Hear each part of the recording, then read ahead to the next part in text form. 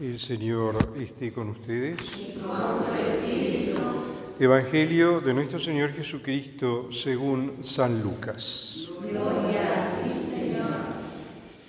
Todos los publicanos y pecadores se acercaban a Jesús para escucharlo, pero los fariseos y los escribas murmuraban, diciendo: «Este hombre recibe a los pecadores y come con ellos». Jesús les dijo entonces esta parábola: «Si alguien tiene 100 ovejas y pierde una, ¿no deja acaso las 99 en el campo y va a buscar la que se había perdido hasta encontrarla? Y cuando la encuentra, la carga sobre sus hombros, lleno de alegría, y al llegar a su casa llama a sus amigos y vecinos y les dice: «Alégrense conmigo porque encontré la oveja que se me había perdido». Les aseguro que de la misma manera habrá más alegría en el cielo por un solo pecador que se convierta que por 99 justos que no necesitan convertirse. Y les dijo también: si una mujer tiene 10 dracmas y pierde una, ¿no enciende acaso la lámpara, barre la casa y busca con cuidado hasta encontrarla? Y cuando la encuentra, llama a sus amigas y vecinas y les dice: «Alégrense conmigo porque encontré la dracma que se me había perdido». Les aseguro que de la misma manera se alegran los ángeles de Dios por un solo pecador que se convierte. Jesús dijo también: un hombre tenía 2 hijos. El menor de ellos dijo a su padre: «Padre, dame la parte de herencia que me corresponde». Y el padre les repartió sus bienes. Pocos días después, el hijo menor recogió todo lo que tenía y se fue a un país lejano donde malgastó sus bienes en una vida licenciosa. Ya había gastado todo cuando sobrevino mucha miseria en aquel país y comenzó a sufrir privaciones. Entonces se puso al servicio de uno de los habitantes de esa región, que lo envió a su campo para cuidar cerdos.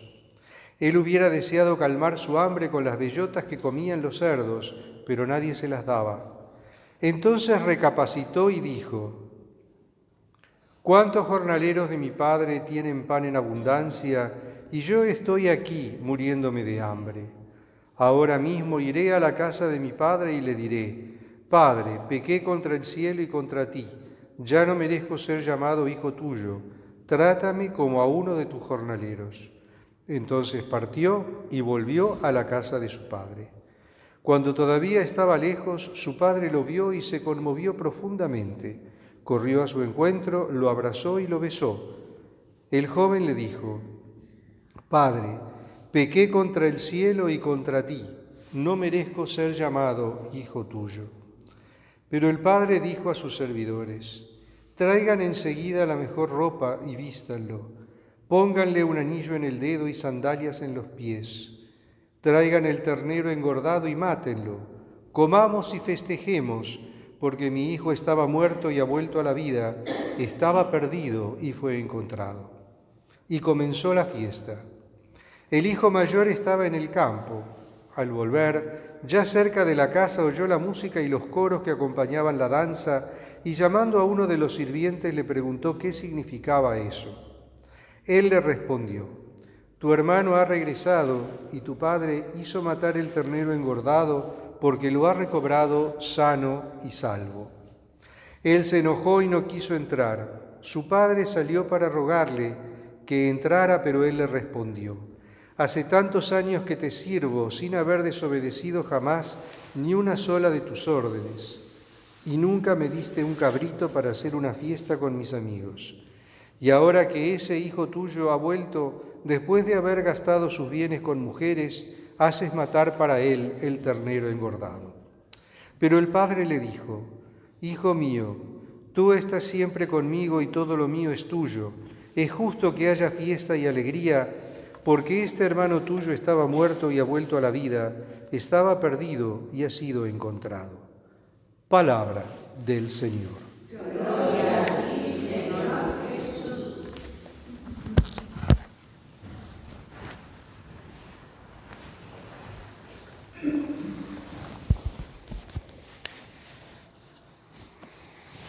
Hemos llegado a este maravilloso capítulo 15 del Evangelio de Lucas, que podríamos decir que es como el corazón del Evangelio según San Lucas. Porque aquí está concentrada en estas tres parábolas: la parábola de la oveja perdida, la parábola de la dracma perdida y la parábola que algunos llaman del hijo pródigo, otros del padre misericordioso y otros podríamos llamarla la parábola del hermano celoso. En estas tres parábolas se concentra toda esta revelación de Dios como un Padre misericordioso, esta revelación que hace el Señor del rostro misericordioso del Padre. Algo realmente maravilloso, un texto, o tres textos, mejor dicho, hermosos, que nos están planteando, nos están mostrando cómo es la dinámica de la misericordia de Dios. Como primera medida, tanto la parábola de la oveja como la de la dracma nos muestra el celo del Padre por ir a buscar a las ovejas perdidas o por buscar la dracma perdida. O sea, el celo del Padre por ir a buscar las almas para que se salven. Y ese ir a buscar las almas para que se salven es algo que el Padre hizo a lo largo de la historia a través de su propia revelación al pueblo de Israel, a través de sus enviados, los profetas, y últimamente a través de su propio Hijo, que viene a buscar las ovejas perdidas del pueblo de Israel, pero al mismo tiempo viene para anunciar una salvación que es universal, que no está restringida al pueblo de Israel, porque la vocación del pueblo de Israel era la de hacer presente la grandeza, la magnificencia, la misericordia de Dios entre todos los hombres. Algo que el pueblo de Israel malinterpretó y guardó celosamente para sí esa elección de Dios, no haciendo partícipes a los demás. En cambio, el Señor Jesús viene para revelar que esta misericordia de Dios y esta voluntad salvífica del Padre se extiende a toda la humanidad. Y luego, en esta última parábola, la parábola del hijo pródigo, del Padre misericordioso, del hermano celoso, como querramos llamarla, nos encontramos con una dinámica muy especial, que es la dinámica del pecado, la dinámica del pecador que se arrepiente y del pecador que vuelve arrepentido al seno del Padre. Fijémonos esta figura del Hijo como primera medida.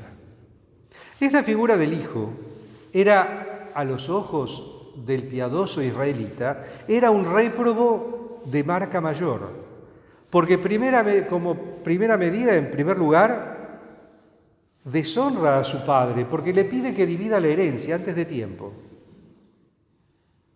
Se quiere hacer con lo suyo y le exige al padre que divida la herencia. Primer pecado. Segundo pecado, se aleja del padre, se va. Agarra todo lo que tiene, lo junta y se va. Se va a un país extranjero. Segundo pecado. Tercer pecado, se mezcla con los extranjeros, con los despreciados goim. En ese país, con los extranjeros, en ese país, en el extranjero, no solo se mezcla con ellos, sino que se prostituye, porque comienza a llevar una vida disipada uniéndose a mujeres goim para divertirse. Peor pecado todavía, más grave aún, se mezcla con las extranjeras. Luego, como consecuencia de su pecado, pierde todo, se queda sin nada, se queda desprovisto de todo. Entonces se pone al servicio del extranjero. Gran humillación para el piadoso israelita.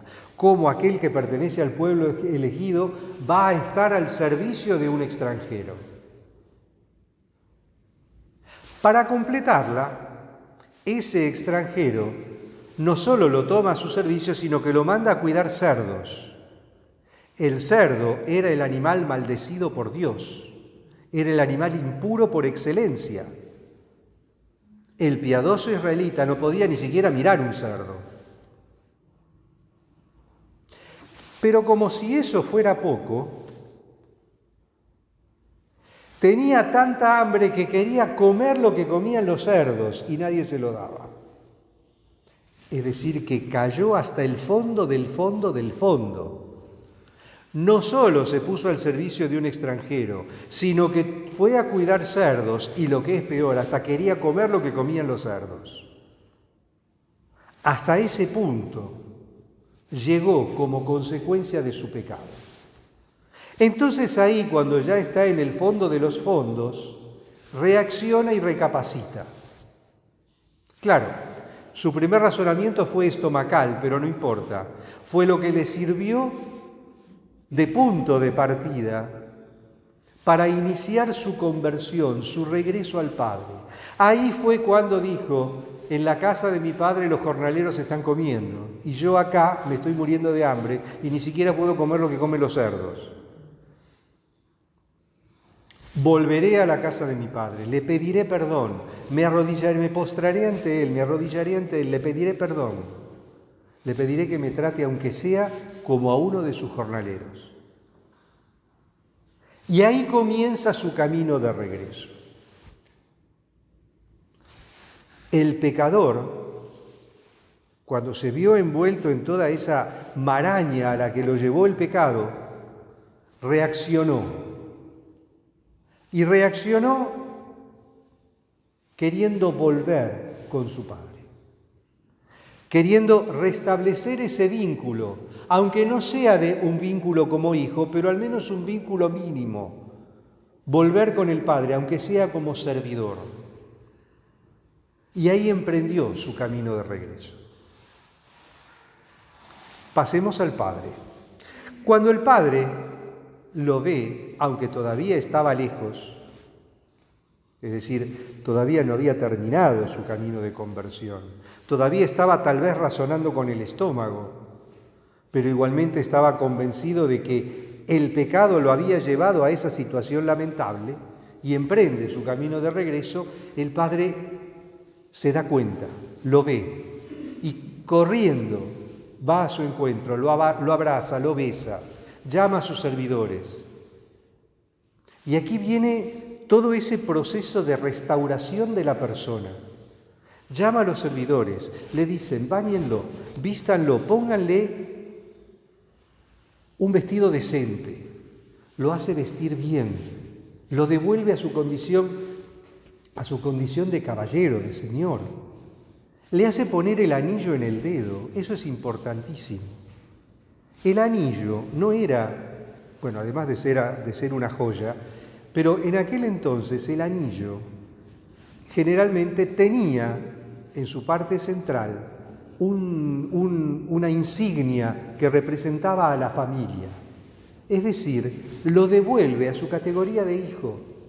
Le está poniendo el anillo en el dedo con el símbolo del clan, con el símbolo de la familia. Lo recibe nuevamente en familia. Le pone en el dedo ese signo que lo identifica como miembro de la familia. Ese es el símbolo del anillo, no solamente que le pone una joya más o menos valiosa, porque el anillo no tenía por qué ser de un material precioso, pero sí lo importante del anillo que se usaba en aquellas épocas era que indicaba la pertenencia a la familia, la pertenencia al clan. Otro signo importante es que le hace poner sandalias en los pies. En aquella época los esclavos y los servidores se dividían en dos. Los que trabajaban en el campo, que usaban botas, una especie de bota, porque para proteger los pies de las zarzas, los espinillos del campo y otras cosas, y los insectos, los animales pequeños que podrían atacar, o los esclavos de adentro, que trabajaban en la casa, que andaban descalzos. El que usaba sandalias era el Señor. Entonces lo restablece en su categoría de Señor, le hace poner sandalias en los pies. Y para hacer todavía más fiesta, manda matar el carnero cebado, que es el animal que se guardaba para las grandes ocasiones, para la Pascua, para los matrimonios, etcétera, etcétera. Es decir, el padre hace una fiesta que, como diríamos vulgarmente, tira la casa por la ventana. Porque el hijo, que estaba muerto por el pecado, porque se había alejado de él, lo recobró sano y salvo. El hijo le pidió perdón y el padre lo perdonó de todo corazón. Esa es la más acabada representación de la misericordia de Dios. Una misericordia sin límites, una misericordia que abarca todo, que alcanza todo, pero que pide una sola condición, un solo requisito: el arrepentimiento. El padre no podía ser misericordioso con su hijo hasta que éste no se arrepintió, por más que le doliera la situación de su hijo.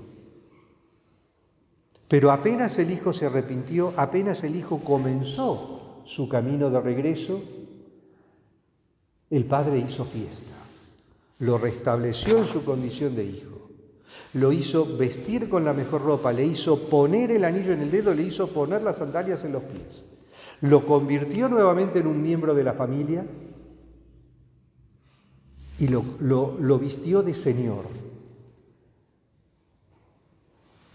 Ese es el mensaje que el Señor nos transmite hablando de la misericordia de Dios. Y después tenemos, la figura del hermano mayor, el hermano celoso que no entiende la misericordia del Padre.